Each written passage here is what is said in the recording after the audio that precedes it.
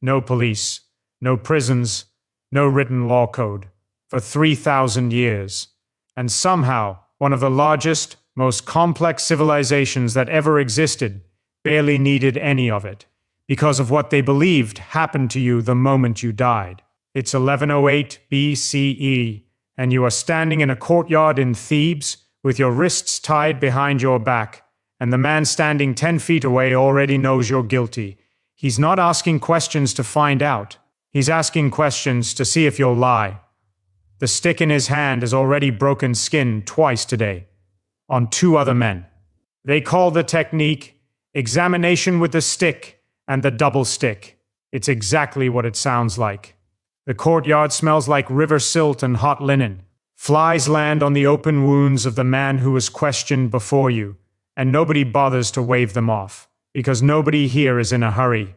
They've been doing this for weeks, working down a list of names, and they already have most of the story before you open your mouth. Somewhere across the river, a bakery is selling bread made from grain that pays this same government salary.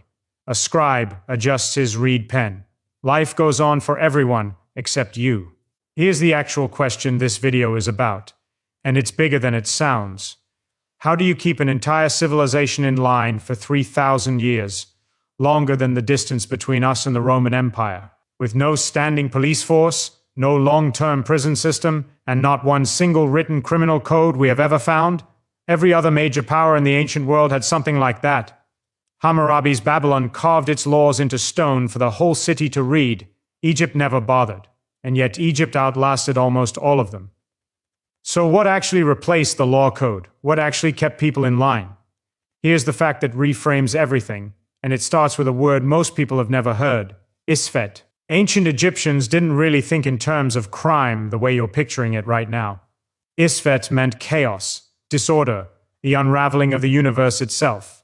Every theft, every lie, every violent outburst was treated as a small tear in that same fabric. The opposite of Isfet was Maat, truth, balance, cosmic order, the exact force that kept the sun rising and the Nile flooding on schedule. Steal a chisel from a state tomb crew, and in the Egyptian worldview, you weren't just breaking a workplace rule. You were putting a crack in the machinery that kept reality itself running on time. And here's where it gets personal, not abstract. Egyptians believed every action you took left a physical mark on your own heart, the way a scribe's stylus leaves a mark on wet clay. There was no separate conscience and record book. They were the same organ. That's not a metaphor they used loosely. It's baked directly into their language and funerary texts, which is exactly why the heart, and not the brain, was the one organ deliberately left inside the body during mummification, while nearly everything else was pulled out.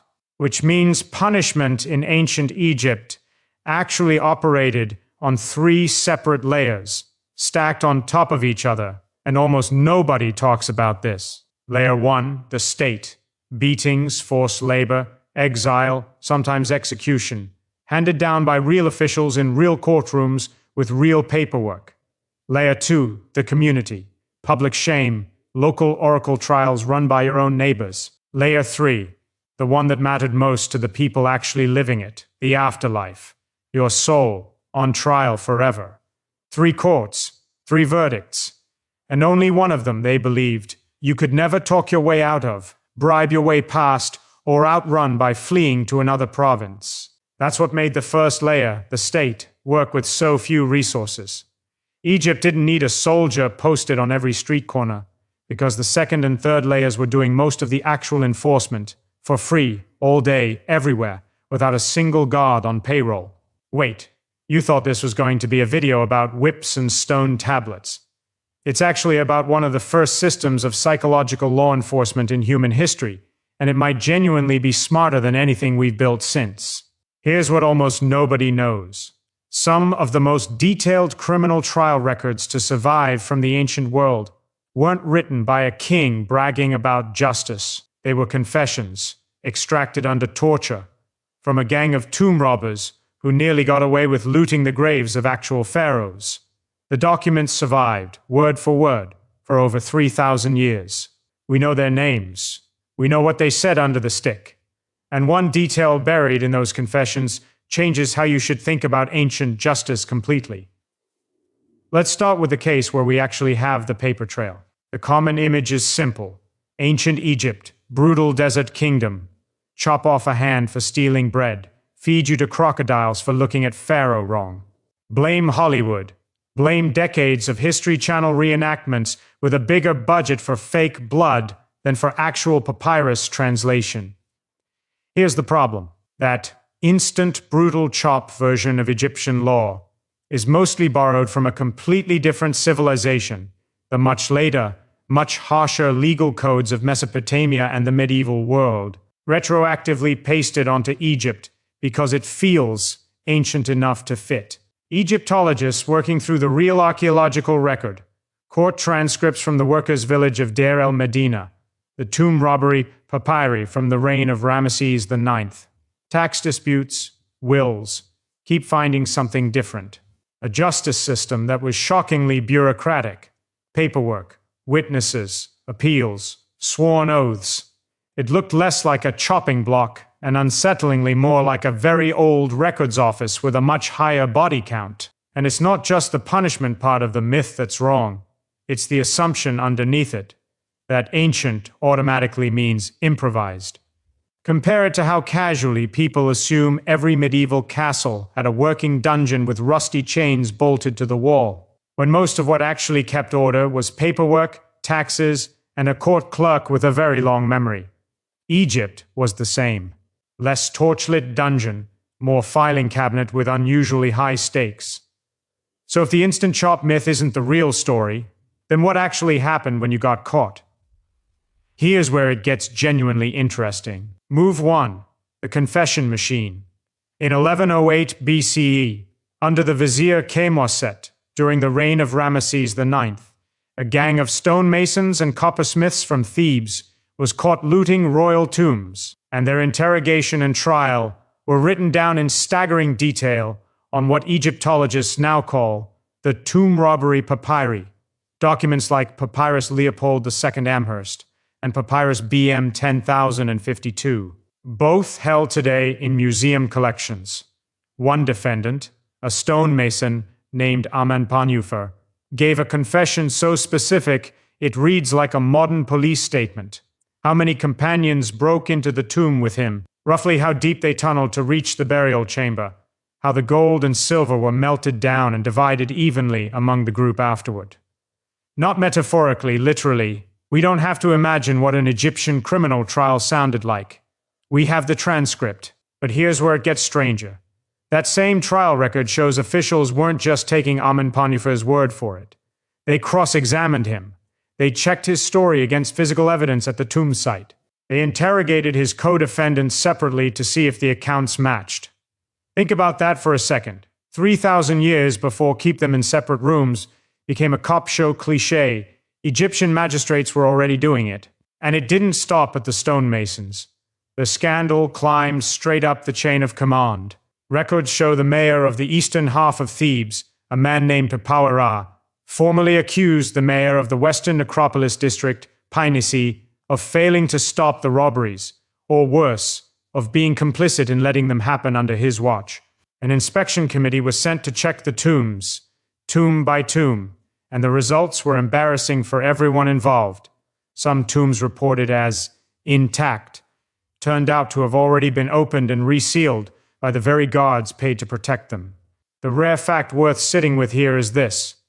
The ancient Egyptian government investigated its own necropolis security force for corruption, using an official written audit, roughly 3,200 years before anyone coined the phrase internal affairs. Move 2. The village that judged itself.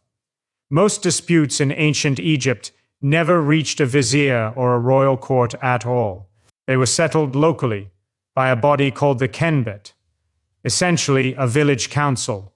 And nowhere is this better documented than at Deir el-Medina, the purpose-built workers' village that housed the artisans who carved and painted the royal tombs in the Valley of the Kings. And here's the detail that sounds almost made up. For genuinely uncertain cases, the village didn't rely on a judge's opinion at all. They used an oracle, A statue of the deified King Amenhotep I would be carried through the village on ceremonial poles by a team of priests. A question would be asked out loud. Did this man steal the donkey? And the statues lurch forward or backward, driven by the subtle, probably not always accidental movements of the men carrying it, was read as the verdict. The modern equivalent of the Kenbet oracle would be a jury made entirely of your neighbor's shoulder muscles. And it worked, or at least, it worked well enough that thousands of these disputes survive today, not carved on royal monuments, but scribbled on broken pottery shards called ostraka, because papyrus was expensive, and gossip about a stolen donkey was not worth wasting good writing material on. And then, something unexpected happened. Move 3, the whistleblower document. Not every case in the record involves strangers robbing a stranger's tomb. Some of the most detailed accusations we have were filed by people who knew the accused personally, sometimes for years. A document called Papyrus Salt 124 from Deir el-Medina is a formal complaint against a foreman named Paneb, written up by a rival family with what looks like a genuine grudge. The list of accusations reads less like a legal filing and more like a group chat finally going public. Grave robbery, misuse of government labor for personal projects, assault, and adultery, all named specifically, all attributed to one man in a position of real local power. Egyptologists still debate how much of it was proven versus exaggerated by people who simply hated him. But that's exactly the point. The document only survives because ancient Egypt had a functioning mechanism for an ordinary family to formally accuse a powerful official on the record, using the same bureaucratic paperwork the state used against everyone else. The pharaoh's own foreman wasn't above the paperwork. Nobody was. Now flip it around, because this is a two-way street. It wasn't only about punishing the guilty. Egyptian legal records also show real concern for the people who got robbed in the first place. Surviving court documents describe convicted thieves being ordered to pay back not just what they stole, but multiples of it. In some tomb and workshop theft cases, as much as 2 or 3 times the value of the goods, returned directly to the injured party, rather than simply confiscated by the state. Theory 1. This was meant purely as deterrence, making theft mathematically irrational. Theory 2. It reflects something deeper in the concept of Ma'at itself, that a crime doesn't just need a punisher, it needs a rebalancing, a debt paid back to the actual person the universe was thrown off balance around. Either way, the victim wasn't an afterthought in the paperwork. They were often the whole point of it. Now here's the part nobody talks about. Move 4, the body as the sentence. Corporal punishment absolutely existed. Beatings were common, and forced labor sentences sent convicted offenders to the gold mines of Nubia or the stone quarries of Wadi Hammamat, hundreds of miles from home, in heat that could kill an unprepared worker in hours. That part is well documented. What's shakier is the popular claim, repeated in a lot of modern retellings, that Egypt routinely amputated noses for adultery or cut out tongues for revealing state secrets. That specific detail traces back mostly to the Greek historian Diodorus Siculus, writing more than 1,000 years after the practices he describes, working from second-hand accounts of a civilization that was already ancient history to him. It might be true. It might be exaggeration dressed up as ethnography. Egyptologists are honestly still arguing about it, so take that one with real skepticism, not certainty. What isn't in dispute is the sentence itself. When it wasn't corporal, it was distance. Exile to a mine hundreds of miles from your family, in a country with no postal service and no return date, was in some ways a harsher sentence than a quick punishment ever could be. Ancient travelers' accounts of the Nubian gold mines describe convicts working in chain gangs, guarded day and night, under a sun that had already killed men better prepared for it than a first-time offender dragged straight from a courtroom. You didn't just lose your freedom. You lost your entire support network, your trade, and very possibly your life, all in one sentence, without a single blow ever being struck. Move 5. And this is the one that should genuinely surprise you. Women in ancient Egypt could sue in court, testify under oath, and initiate legal action entirely on their own, without a male guardian speaking for them, a right that was unusually rare across the ancient world. The proof isn't a philosophical text, it's a will. Around 1145 BCE, a woman named Naunakte, living in Deir el-Medina, drew up a formal legal document disinheriting 4 of her 8 children for failing to care for her in old age, while rewarding the children who had. It names each child individually. It divides household goods item by item. It is, in every functional sense, a legally binding, notarized subtweet aimed at specific family members, written over 3,000 years before Twitter existed, and it still survives. Move 6. Not every offense was against a person. Some were against the state itself. Egypt ran on a labor tax called corvée, mandatory work obligations owed to the crown for building and maintaining public projects, and dodging it was treated as seriously as theft. We even have something like a job description for the man at the top of the whole system, a text called The Duties of the Vizier, which lays out the procedural rules a vizier had to follow when hearing a case. Listen to both sides before ruling. Keep no favorites. Treat a poor petitioner exactly as you treat a wealthy one. It reads less like ancient scripture and more like the world's oldest employee handbook. And the penalties for dodging corvée labor weren't abstract either. Surviving records describe defaulters having a close relative seized and held as a laborer in their place until the debt was worked off. A grim but effective incentive that turned tax evasion into a family-wide liability rather than a personal risk. And then something unexpected happened. Move 7. The system checked itself. Because here's the obvious problem with any legal system built on accusations and confessions extracted under a stick. What stops someone from simply lying? Egyptian records suggest they'd already thought about that.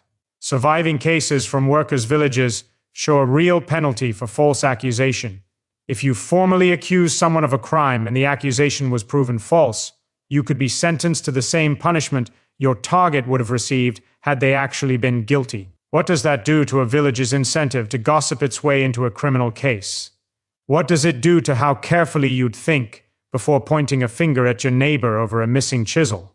It turns every accusation into a real financial and physical bet staked on you actually being right. It's the ancient Egyptian equivalent of a legal system that takes perjury exactly as seriously as the crime it's covering up. But here's the part that actually explains everything else in this video. Move 8. And this is the layer that mattered most. Egyptians believed the real trial happened after you died. According to the Book of the Dead, when you arrived in the afterlife, you stood before Osiris and recited what's called the negative confession. 42 separate declarations of innocence, one after another. And here's the detail that reveals what this culture actually cared about. The list isn't just, I did not kill and I did not steal. It also includes lines like, I did not cause anyone to weep, and I did not raise my voice. This wasn't only a courtroom for crimes, it was a courtroom for how you treated people, full stop.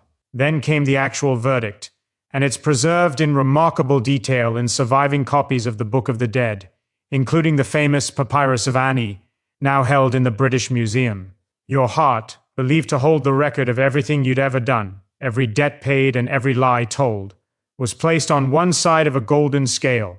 On the other side sat a single feather, representing Maat itself, truth, balance, order. Anubis, jackal-headed god of the dead, adjusted the scale by hand. Thoth, god of writing, stood ready to record the result. If your heart was lighter than the feather, you passed into eternal life in the field of reeds, a kind of idealized, everlasting version of the life you'd already lived. If it was heavier, weighed down by every lie and cruelty you carried, it was devoured on the spot by Amet, a creature part crocodile, part lion, part hippopotamus, stitched together from the 3 animals Egyptians feared most.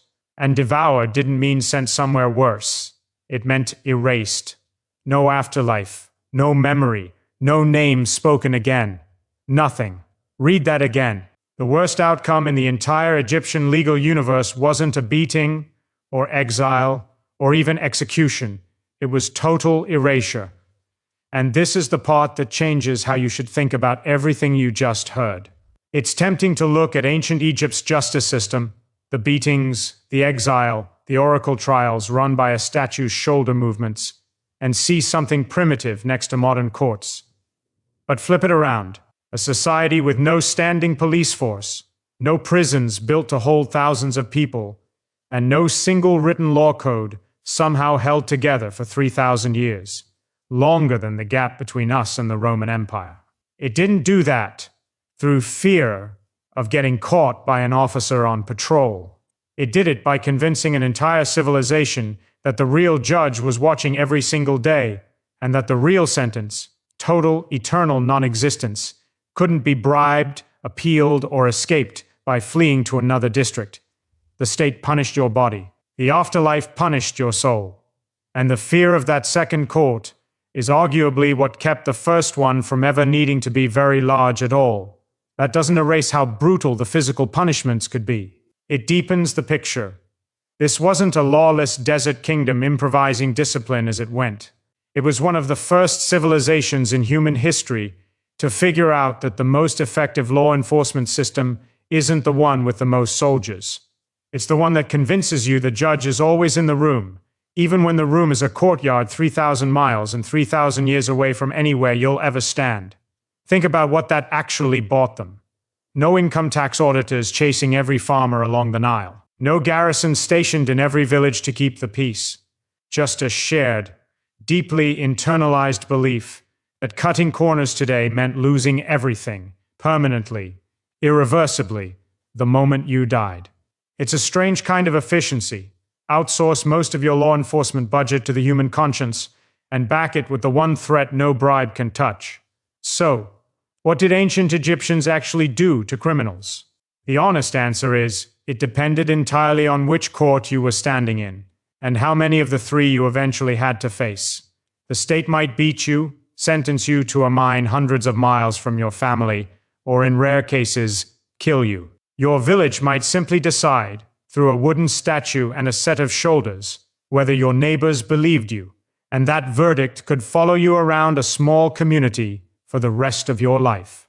And your own soul, they were certain, would eventually stand in a room with a scale in it, whether you believed that on the day you stole the chisel or not.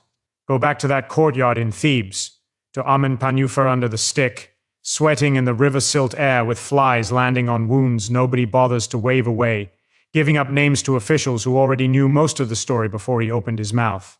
He wasn't afraid of the beating because it was the worst thing that could happen to him. It genuinely wasn't.